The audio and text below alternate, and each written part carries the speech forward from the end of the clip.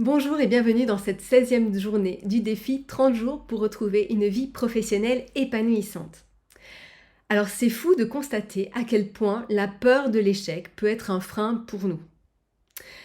Et c'est vraiment fou aussi d'observer notre perception de l'échec, vu d'où on vient. C'est-à-dire que contrairement aux autres mammifères, les humains, les êtres humains, quand ils naissent, ils doivent tout apprendre. C'est-à-dire qu'ils doivent apprendre à téter le sein de la maman, ils doivent apprendre à marcher, ils doivent apprendre à parler. Ils ont tout à apprendre. Et donc, vous pouvez imaginer, d'ailleurs vous le savez, mais le nombre de fois où finalement, quand on apprend toutes ces choses, quand on est bébé, voire enfant, on échoue. Apparemment, un enfant tomberait plus de 1000 fois avant de réussir à marcher. Donc imaginez ce qui se passerait s'il disait non, finalement, je vais ramper toute ma vie. Non, non, c'est pas pour moi la marche. Non, vraiment, j'ai échoué, c'est pas possible, j'arrête là. Vous voyez, en fait, quand on est enfant, on ne se pose pas toutes ces questions parce qu'on a cette conscience que ça fait partie de l'apprentissage.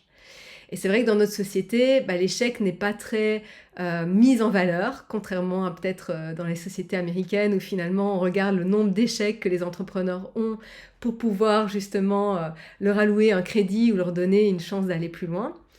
Mais c'est vrai que chez nous, en fait, on a vraiment cette peur d'échouer. Et pourtant, l'échec fait partie de l'apprentissage et de l'évolution.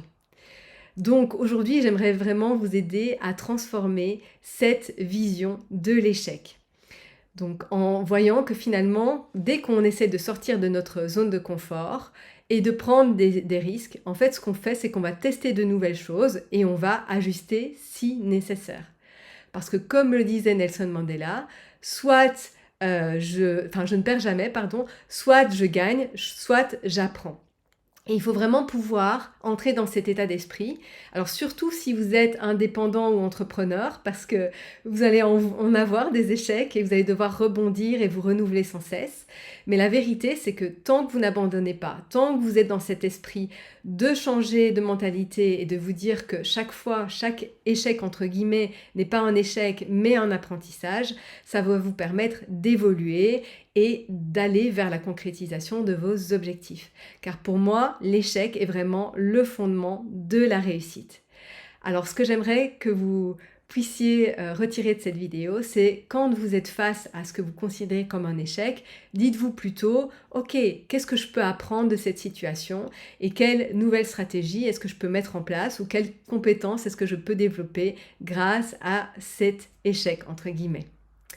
Et je conclurai sur une citation de l'abbé Pierre qui disait « Le plus grand échec, c'est de ne pas avoir eu le courage d'oser ».